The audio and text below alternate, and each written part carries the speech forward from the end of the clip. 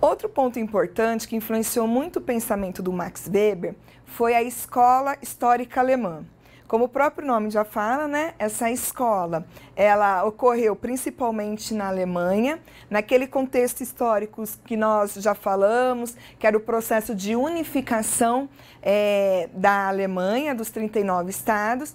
Lembrando aí um pouquinho que a Alemanha ela era composta por 39 estados, alguns mais fortes, outros mais fracos, de forma geral com interesses individuais, então com alguns conflitos entre si. Nós demos destaque aí para a questão da religiosidade, mas tinha conflito de outros âmbitos também.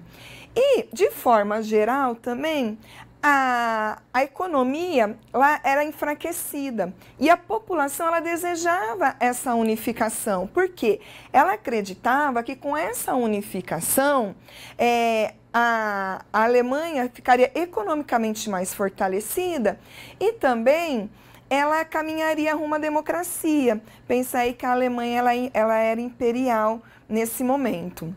Bom, a escola histórica alemã ela vem com uma ideia que é o contrário da escola clássica.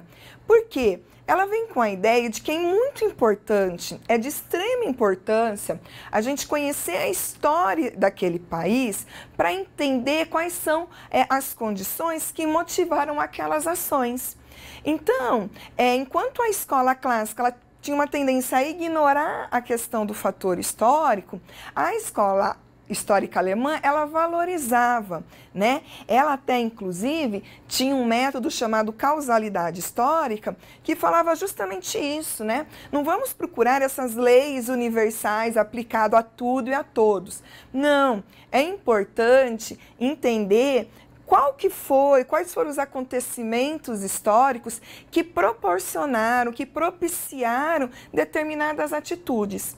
É com esse conhecimento da história, não só da história, da questão política, da questão social, é que se poderá tomar, por exemplo, as melhores medidas econômicas para um determinado país. Então, o Weber, ele partilha dessa ideia da escola histórica alemã, né?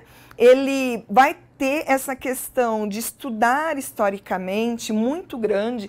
O Weber, ele fala assim, olha, não dá para procurar as leis universais que regem o comportamento humano. Não, cada sociedade ou cada grupo social teve uma vivência, teve uma história e por isso que se tornou o que se tornou. Então, Weber, nos seus estudos, ele está muito mais preocupado em encontrar as especificidades do que essa lei geral, né? Então, esse é um conceito muito compartilhado que ele trouxe dessa escola histórica alemã. O Weber, ele tem um destaque muito grande nessa época, porque foi quando ele escreve o livro dele, e aí a gente traz a imagem aí de uma capa do livro dele, traduzido já para o português, né? Chamado A Ética Protestante e o Espírito do Capitalismo. Em português, esse livro ele não é longo, ele tem uma média de 100 páginas, varia aí entre as editoras, né? E é um livro que ele tem uma sacada muito grande, ele tem uma ideia que ninguém pensou na época. Ele começa a observar, então, essa questão da ciência do Weber é parte dessa observação empírica, essa observação do real, e ele começa a observar se há uma relação entre os princípios da religião protestante calvinista e o desenvolvimento e o fortalecimento do capitalismo. Então, ele vai estudar esses dois. Por quê? Ele observa que os países que estavam tendo o maior desenvolvimento do capitalismo, que eram os Estados Unidos e a Inglaterra, eles não eram os países mais ricos. Na época, a China era um dos países mais ricos. Mas eles eram países que tinham algo em comum. Eles eram protestantes, né? E aí ele começou a questionar isso.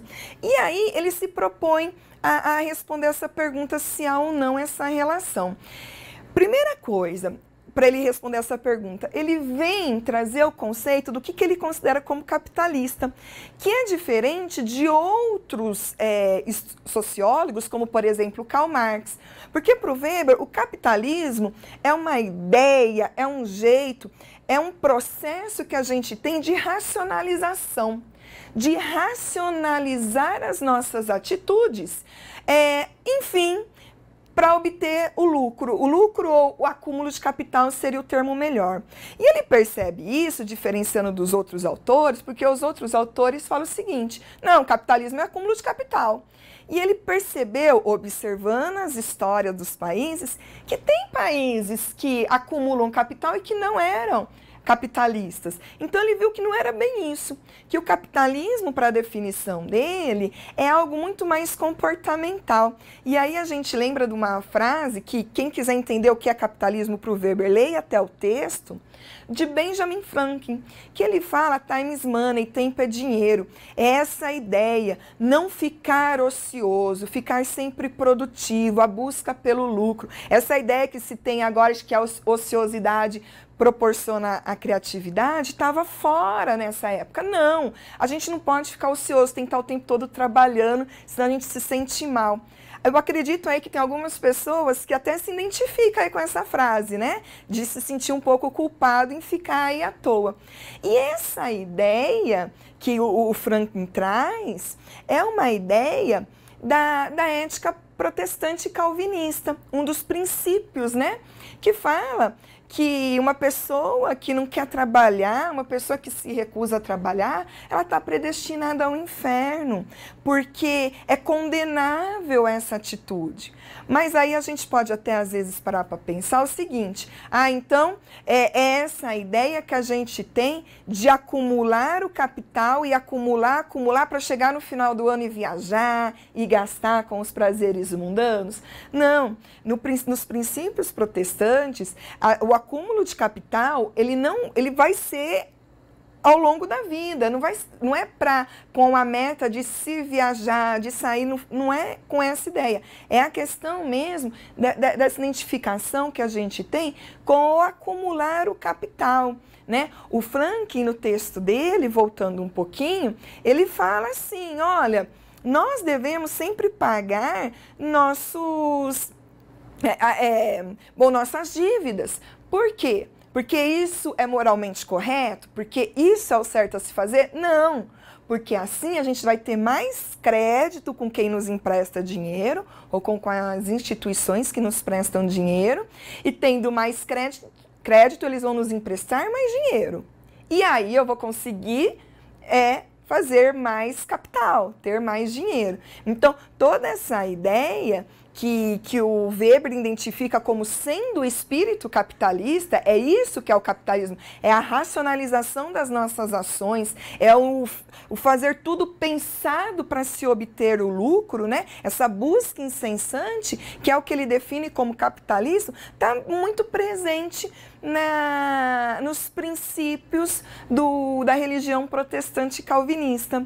E aí ele identifica, claro, né, que isso começou com um grupo religioso, porém, ele foi se estendendo, né? Ele foi ampliando, e as pessoas foram incorporando esse comportamento, essa forma de pensar, mesmo sem pensar na questão aí da religião, mesmo sem serem protestantes ou sendo de outra religião, enfim. Isso se tornou uma forma de se viver. E aí, o Weber, ele conseguiu, olhando então a história dos países, vendo o que há de comum, que esse pensamento que tem origem no protestante, tem origem, tá? Não é que é exatamente, apenas tem a origem no protestantismo, ele tornou o ambiente muito propício para o desenvolvimento do capitalismo.